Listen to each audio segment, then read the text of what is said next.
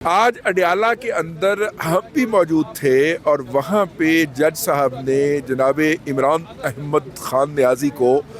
14 سال قید اور بشریٰ عمران خان کو 7 سال قید کی سزا سنا دی۔ یہ ان قوانین کے تحت دستیاب زیادہ ترین سزائیں تھی، لیکن یہ سزا سننے سے پہلے جب ہم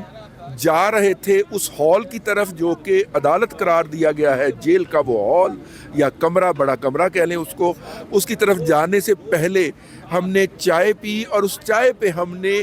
عمران احمد خان نیازی صاحب کے تینوں وکلا سے فرداً دریافت کیا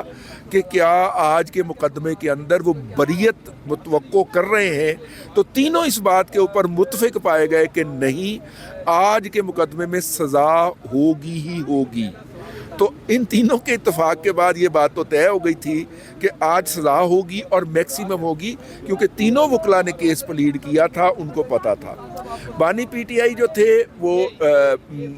مقدمہ کا فیصلہ سننے کے لیے آئے، وہ سزا کی خود بھی ایکسپیکٹیشن کر رہے تھے، باڈی ان کی ڈاؤن تھی، لیکن جب ججمنٹ کی پرناؤنسمنٹ کی گئی، وہ اپنی اہلیہ کے ساتھ تشریف رکھتے تھے، اس کے اوپر انہوں نے باڈی جیسچر دیے اور کہا، مطلب جیسے کو کہتا کہ یہ کیا ہوگا، ٹھیک ہے، اس طرح کے جیسچرز بھی دیے، اور اس کے بعد جب انہوں نے خطاب کیا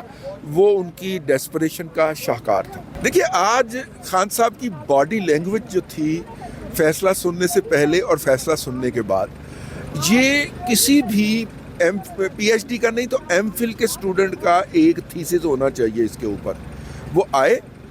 گھبرائے ہوئے تھے، انہوں نے اپنی ابتدائی گھبراہٹ کو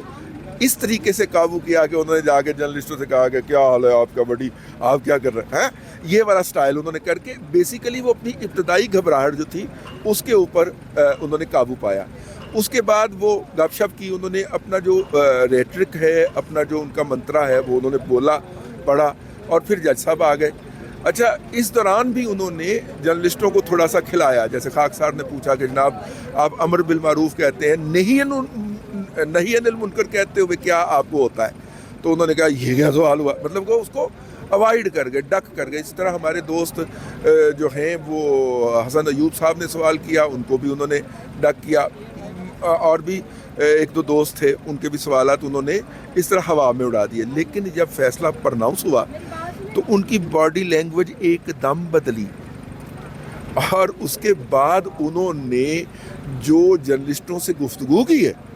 اس کے اندر وہ پورا منترا 71 والا، مجیب الرحمان والا، جنرل حافظ سید عاصم منیر شاہ صاحب والا، فلانا، جو وہ کئی عرصے سے کبھی اون کر لیتے ہیں کبھی ڈس اون کر لیتے ہیں، وچ واز خالصتاً پریشانی، یا اس کو انگریزی میں کہیں ڈیسپریشن کی